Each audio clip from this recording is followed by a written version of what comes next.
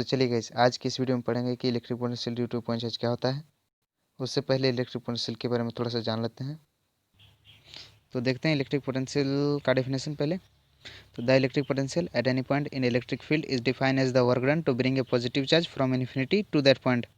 Means कि इसमें ये बोल रहा है कि कोई भी इलेक्ट्रिक फील्ड में किसी पॉइंट पर इलेक्ट्रिक पोटेंशियल उस पॉइंट तक एक यूनिट पॉजिटिव चार्ज को इन्फिनिटी से उस पॉइंट तक लाने में किया गया वर्क डन के इक्वल होता है।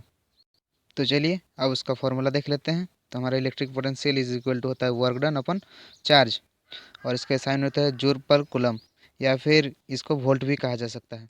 अब हम electric potential due to a point charge का डेरिवेशन देखते हैं।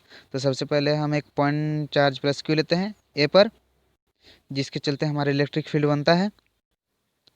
अब उसी इलेक्ट्रिक फील्ड में हम एक और पॉइंट पी लेते हैं, जहाँ पर हमें इलेक्ट्रिक पोटेंशियल निकालना है, और ए से जो पी का डिस्टेंस है वो हम आर ले लेते हैं। अब अगर हमें पी पॉइंट पर इलेक्ट्रिक पोटेंशियल निकालना है तो हमें एक यूनिट पॉजिटिव चार्ज को इन्फिनिटी से पी तक लाना होगा और उसका वर्क डन निकालना होगा, और जितना भी हमारा वर्क का मैग्नीट्यूड होगा उतना ही हमारा इलेक्ट्रिक पोटेंशियल पॉइंट बनेगा।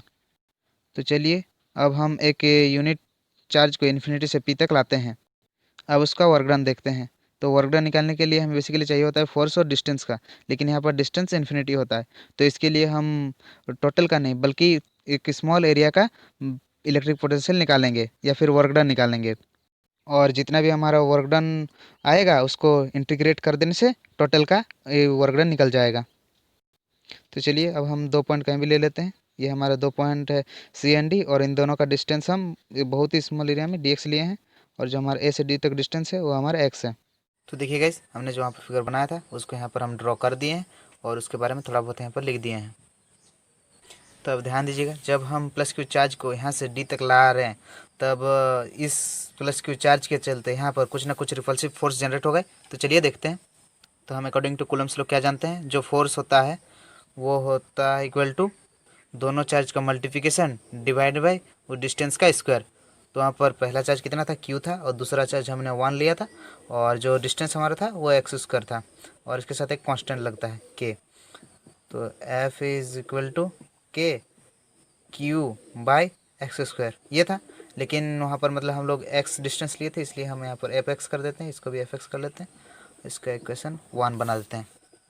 अब हम इस छोटे स्मॉल एरिया का वर्क डन निकालने के लिए यहाँ से प्लस क्यू चार्ज को यहाँ तक शिफ्ट कर देते हैं, और इसको यहाँ पर थोड़ा सा लिख दिए हैं इसके बारे में जो हमने किया। अब हम लिखते हैं डी डब्ल्यू is equal to minus f x into distance हमारा डी एक्स था तो डी एक्स। अब आप बोलोगे कि डी डब्ल्यू क्यों लिए, क्योंकि ये स्मॉल वर्क डन था इसलिए डी मतलब डिफ्रेंशिएट है, ये वाला डी मतलब डिफ्रेंशिएट होता है।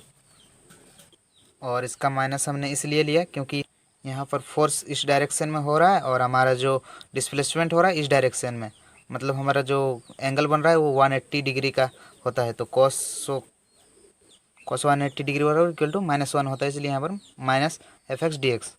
अब हम यहाँ पर एफ एक्स का वैल्यू पुट कर देते हैं। एफ एक्स इक्वल टू कितना था, के Q by x square into D x. अब हम पूरा का वर्क डन निकालने के लिए इंटीग्रेशन कर देते हैं, और जो हमारा इंटीग्रेशन होगा वो कहाँ से होगा, इन्फिनिटी से आर तक।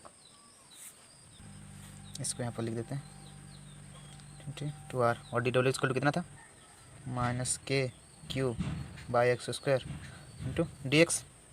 अभी हमारा जो डब्ल्यू है वर्क है वो तो पूरा का है, तो इसको डायरेक्ट डब्ल्यू ही लिख देते हैं, इज इक्वल टू जो माइनस एक कॉमन बाहर आ जाएगा, और इसका infinity to R K Q upon X square into D X. जो कांस्टेंट है उसको बाहर कर देते हैं, आर टू इन्फिनिटी। इस कांस्टेंट क्या था, के था, फिर हमारा चार्ज क्यू था, और हमारा बचा क्या 1 by x square into D x.